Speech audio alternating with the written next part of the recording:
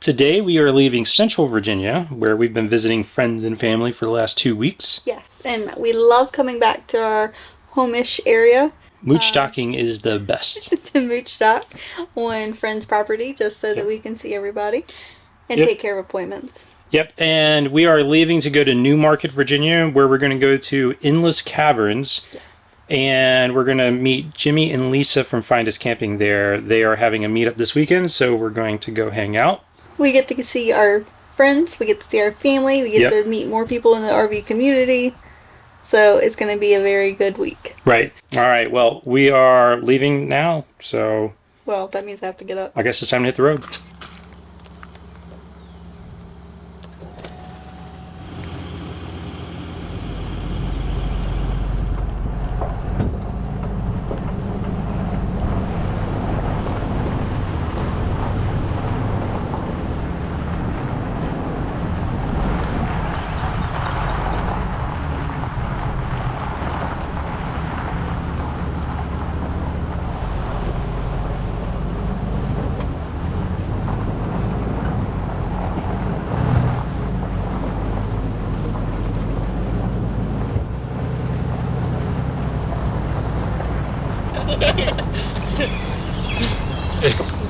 Alright.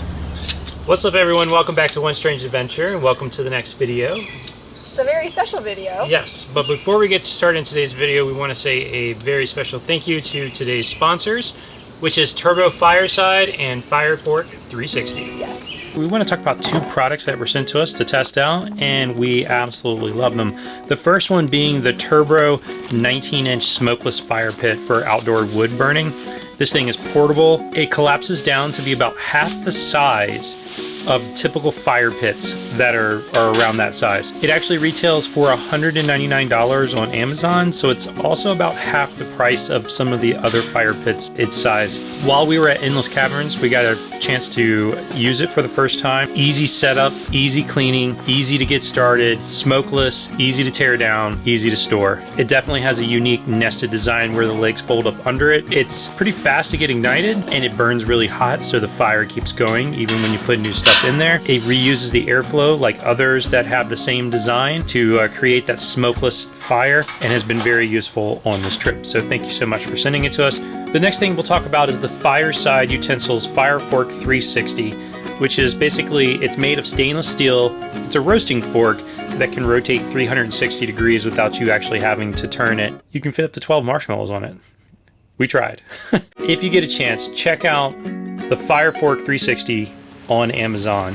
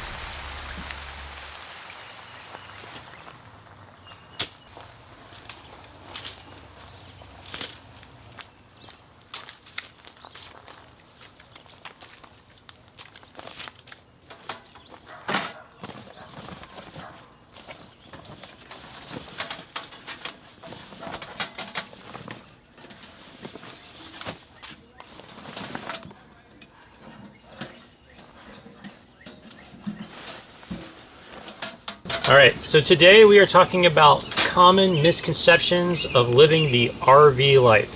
Yes. And we figured it would be pretty cool for everybody to join in. Not just hear, don't just hear it from us, but there's, you know, everybody has a different experience when they're living in the RV or not living in an RV, right, and they're just traveling around. So We just figured we'd get our friends together and our family together and sit around the fire and make some s'mores and have a chat. Yeah. All right. So this is Crystal, Amber, Cindy, Harold, Jason, Ryan, and Whitney. So common misconceptions of living in an RV. I have one. You have one? Yep. Go for it. Every day is a vacation. Every day's a vacation. That is so far from the truth. It is the opposite. But we hear it all the time. So most people think that because we live in an RV, we're on vacation all the time. Yes. And that's not the truth. No, it's not. Most of the time we are inside working, sometimes from the time daylight comes up until the time daylight goes down. Yes. So it's just, it is so far from the truth, which is one of the reasons we went on the cruise. Yes. So that we could actually have some vacation time away from this, because this becomes your everyday routine, just like you would be if you're in a house. Right. And so for us, you know, we have a YouTube channel, but we also have full-time jobs. But for Ryan and Whitney, they work full-time jobs and they have kids that are a lot younger than ours. So do y'all agree? Is it every day is a vacation for you guys, or? Not for us at all. You're always in your home, right? Yeah. Yeah. So you're no further away from your computer than 20 feet, right? So Yeah, that's good. it's hard to get away That's a from good it. and sad way of looking at it. It really is. I can't get away from it. No, but if you go out during the day and you go on an adventure or something, you still come back to your house, no matter where you're at in the country. But, Right. you know, Mhm. that's It's where still a house. school, it's our house. So everyone wants to get away. Yeah. So vacations are still needed, guys. Yes. All right. What about, Well, I think it's right because on the opposite end of that is it is a vacation for us because we're not full time. Yeah. Right. And it's I think it's weird for me because we come and hang out with y'all for a week or two, and I automatically in my mind think, well, they're on vacation with me, and Yeah. we'll just go out and do whatever whenever we want to, Yep. but you have to work. Knocking on our So- door in the middle of meetings. Yeah. Yep. So tomorrow we get to go have fun while Harold works. Yeah. Yes. Yep. And a lot of times what we noticed last time was, like, when you take time off from work, your destination is to come to the campground. Yep. Where when we get to the campground, our destination is to try to explore as much as we can outside of the campground. Right. So that's a big difference between the two.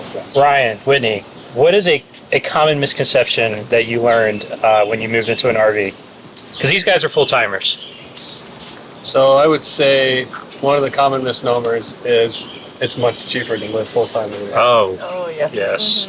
That is, I think we were underneath that kind of misnomer, that misconception when we first started out too, and we come to realize that it's far from the truth. Right? Far from the truth. It's all about how you want to live this life too. There are definitely more inexpensive ways to live, but if we're out exploring and making the most of our adventure, I feel like it's probably going to cost a little bit more money too. Right. Yeah, because like going to the national park, you can buy the national park pass, but that doesn't cover all the national parks or all the parking fees. Or to get into like Mammoth Cave, you still have to pay the entrance fees. Like, and they all add up. And so it's just like going like to your state park locally. You can buy your yearly pass and get in cheaper, but we're not in any one location long enough to make that worthwhile. Yeah. So I bought the Michigan one because if I went 5 times, it's paid for. Right. And that did make it cheaper Absolutely. because we went 19 times instead of 5. But if I was only there for a week, it wouldn't be worth it. Right.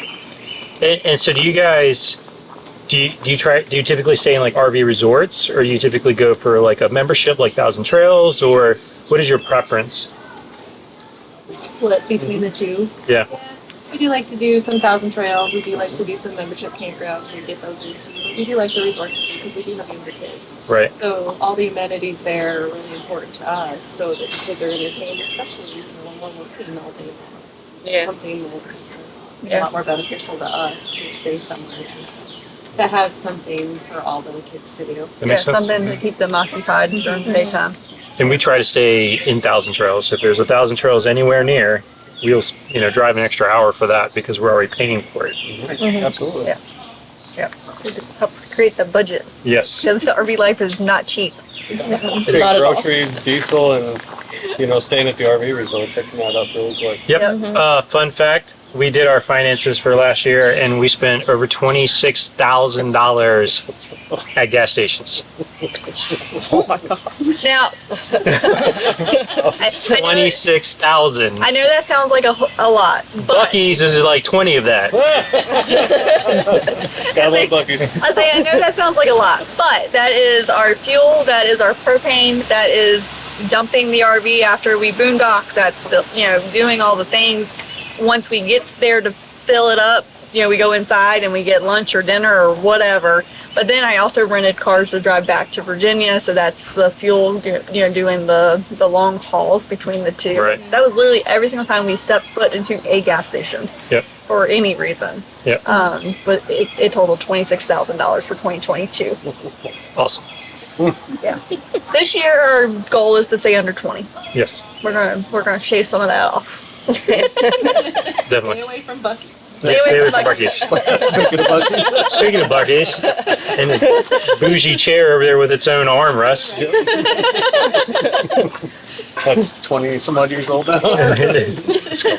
One thing I'll say as far as traveling, because we don't full-time RV, would be it is cheaper for us in an RV to go on vacation than it would be if we got a hotel. Right. So it might not be technically cheaper for y'all to live, but it is a lot cheaper for us to go on The vacation. vacation in it. Yes. Especially with your dogs. Yeah. Oh, Yes, yeah, exactly. Yeah. Because we have such big dogs, a lot of hotels won't even take them, not even pet-friendly hotels, because they are so large dogs. And even if they did take them, they only allow 2 dogs per room, and we have 3, so we'd have to get 2 rooms. So, And that's double the price. Right. Yeah. so the RV saved us a lot of money traveling, camping. Yeah. So there's the other side of it. Yes. Yeah. And I truly believe that it is what you make it.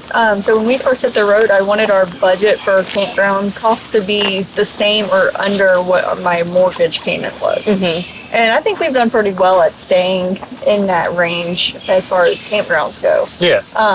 But now we just eat it up in fuel. Right. And so now we offset our costs in the fuel.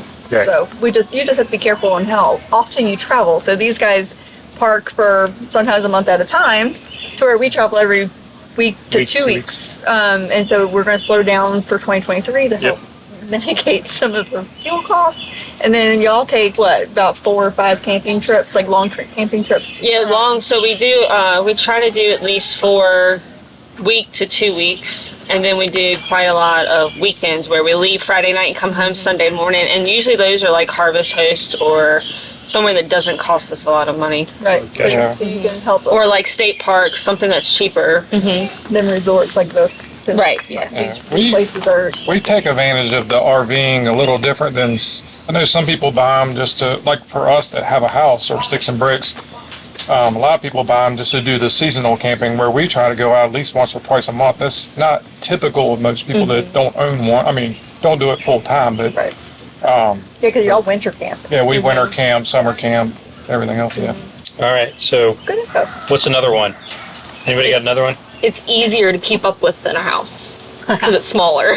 It's such a. Are you saying that it is, or It really is not. You It's don't not. have a lawnmower. I do. Matter of fact, I have your lawnmower. that's We still have a lot of the same. We still have a lot of same problems. Right, we still, she's saying that we still have maintenance. Like we still have to make sure we check our roof. We still have to make sure we Yep. do our plumbing, our Yeah. electricity, like all of those things that you do in a house. You still have to do. Your AC can still go out. Your fridge can still go out. Things break Things break. all the time. Yeah. most of the time. Rolling earthquakes. Yeah. Most of the time, for us, it seems like it's always been something to do with water. Yeah. It's our typical issue. Either water coming into the rig or something leaking from the Yours rig. is electric. Ours is electric. Yeah. Yeah. Our Yeah. water is our nemesis. Yeah.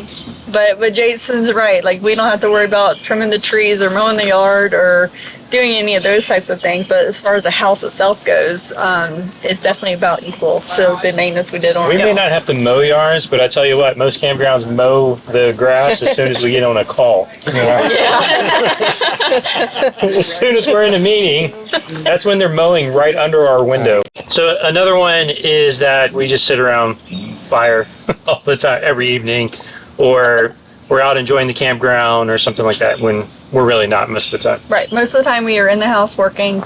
We go out and explore when we can, but we do come home and watch TV and play games and do Just all like the you things would. like we would in a house. Yep. But you guys, like when y'all are at a camp, y'all actually start fires and you like Yes. to cook over fires. And you were talking about disconnecting without the internet. We do that quite a lot. We go to a lot of campgrounds that have no service. We've actually had to drive almost 30 minutes to get service because we're there for vacation, where y'all are there living, so you need your internet to work and stuff. So where we don't. And where I'd we have do to a lot say, of. when you were talking about internet a minute ago, at our house, our internet is fast. Yes. Yeah. We have very high speed internet. We don't have to worry about it. Right. And we only have to pay for one. Yeah. Yeah. we pay for it. We have to have redundancy. Yeah. Yeah, which then again adds to the cost of living full time. Yeah. Because we have to work, we have to have internet. Yeah. So yeah, it all comes back around. All right. So what's another one that you guys kind of figured out once you got on the road? While we're thinking, I'll add one more thing. We were talking about the maintenance of the rigs. Yeah. The more miles you put on, the more maintenance you got. The truck, the trailer, all that stuff. It just tacks on tremendously. Yeah. So It does. It amplifies. Right. like even like the anno rod, like most people want to replace it once a year, and ours goes out faster because we're using it constantly. 24/7. Well, in that, like, if you look at the normal maintenance, like in the owner's manual, where it's like do this every 12 months, you might have to do that every 6 months living in it. And your oil changes. Yeah. Oh, yeah. Fuel filters. Yeah. Yep. Tire rotations and oil changes and all of those things, they all come faster. One that I think of a lot is that people try like really hard to get like their forever RV the first time they buy an RV. Yeah. And so like you're talking about buying a 30-foot because you want to be able to go anywhere. We need as much space as we can possibly get. But like trying to figure out the perfect one in one shot just doesn't happen. No, and most people believe that it does. Like Right. this is my RV. We're going to have it for 15 years. It's This gonna is our last third. Forever. This is our Yeah. third. And in each 4 time years. we learned something new that we either liked or disliked. And we that goes onto the list of like, we need to check this box when we go to buy our next RV. Yeah. So that, like, don't think you're gonna get the like forever home. First of all, they don't last forever. Doesn't matter how much you pay for it, and just don't feel the pressure of like getting everything perfect the first time you buy an RV. Yeah, 'cause it's not going to happen. I have one that I see a lot of questions for. Y'all both have younger kids. Is that you are forcing your kids on the road and they're never going to play with other kids ever again. They're the not going to get the community. kid socialization. Yeah. But even though my kids are grown, this is my oldest. Seeing y'all's kids, it is so many. And they all hang out and they all have so much fun and stuff. I think that's a big misconception. A lot of people don't realize that y'all's kids are still socializing with other kids. Yeah, Yeah. They definitely do. And it's like, we hang out anywhere from their 3 kids to we have friends that have 8 kids, like, and all the different ones in between. So they get socialization a lot. And yes, we had to force them out of the camper the first year. But all it took was one set of kids to go up to them and say, come play. Yeah. And then once they did it, they're like, oh, I can do it. And they Like, just kept going. If you're going on the road for the first time and you want your kids to get that social interaction, buy a Thousand Trails membership, go to TTO, park on the B Loop. That's Thousand Yes. Trails Orlando. Go ahead and park in the B field. Yep. Your kids will have as much interaction as they could possibly handle. I stayed with y'all at TTO for 2 weeks, and constantly there'd be kids coming. Can they come play? Can they come play? Can they come play? Yeah. And you have to be like, I'm sorry, they have schoolwork because Sorry, they're they can't play right now. They're constantly playing. They would go out at like 9 in the morning some days and come back for lunch and then disappear. Yeah. Yep. Like, There's ways that you can get around that. Like, you just have to be intentional with making sure that you find people that you connect with and being able to travel with them. Like, it takes some time to plan that stuff out. Yeah. Like, when we were doing our South Dakota through Colorado and New Mexico route, like, it takes time to figure out all those spots. They have things that they want to check on their list. We have things we want to check on our list, and you just gotta, it's kind of give and take a little bit. And then Ryan and Whitney, y'all are part of what, full-time families? Yeah, we are. So that was really great. We just attended the Goddess Now. There were over 400 people there. Our kids got to, meet up with a whole group of people and make new friends and do those things. But it's all about being intentional too, right?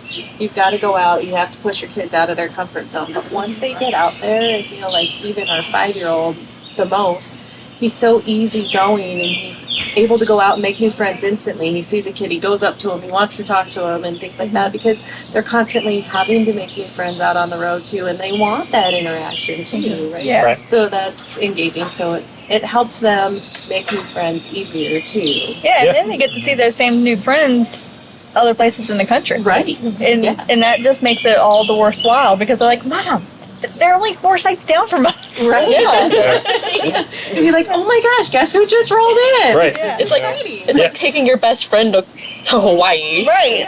I mean, think about it. Like, we got to hang out with you guys in the Florida Keys and in Denver, Colorado. Like, it's just And then we're going to go to Maine. So it's so different ends of the spectrum, and it's just really cool. Yeah. It's developing your community and then getting to, visit with your community all the time, all over the place. It's good. Yep. All right. Anything else? I think that's it.